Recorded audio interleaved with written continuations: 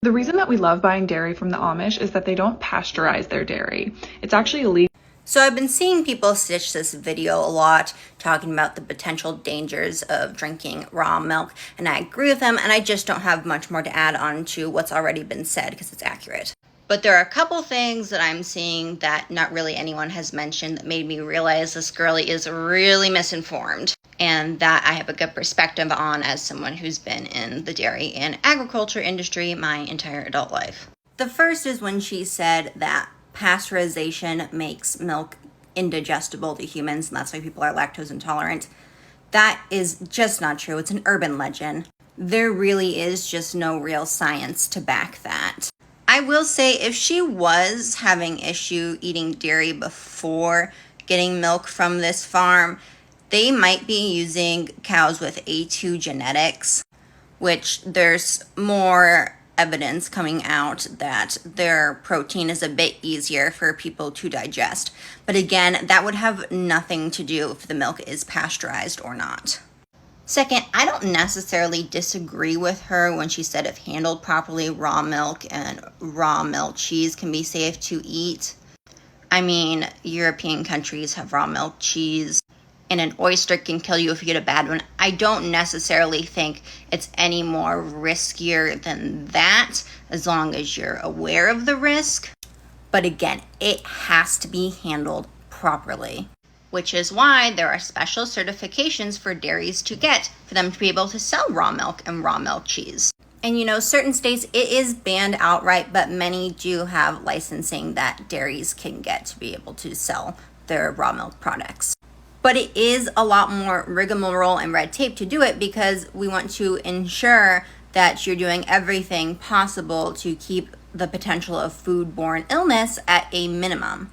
But from what I'm seeing in this video, this trusted source that she's getting this product from is just not passing the smell test from me. I mean, just by the milk coming in mason jars and it being stored into coolers with just ice, raw milk is extremely temperature sensitive.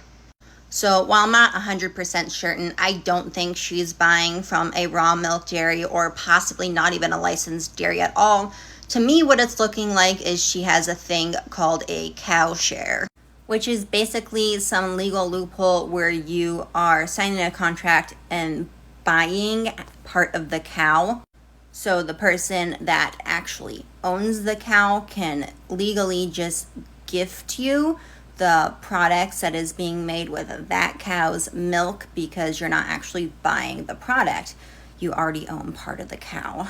This is done so people who want to sell milk and cheese don't have to get any proper licensing. But because of that, there's no oversight to them onto how they're actually handling this milk, ensuring that it is being handled safely, and they don't have to do any dairy inspections or inspections by the USDA, which all licensed dairies have to do, and they don't have to send any milk samples in, because there's literally no oversight. Again, I'm not 100% sure that this is the case with her, but from what I've seen in the video, I think it's definitely a good chance. Lastly, when she says the product is better because it's coming from this wholesome Amish farm, I'm sorry, I've been to livestock auctions. I've taken in animals from these so-called wholesome Amish farms, and these animals have been treated like reprehensively. I've seen cases where it really should be criminal for how the condition that these animals were in.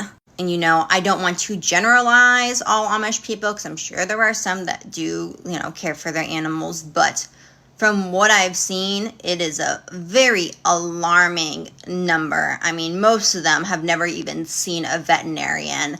I've seen overgrown hooves, emaciation, just filled with worms. The Amish do not take care of their animals the way that you think that they would. And that's just livestock. Don't even get me started on the draft horses that they literally work to death and then send off to kill lots when they can no longer work anymore.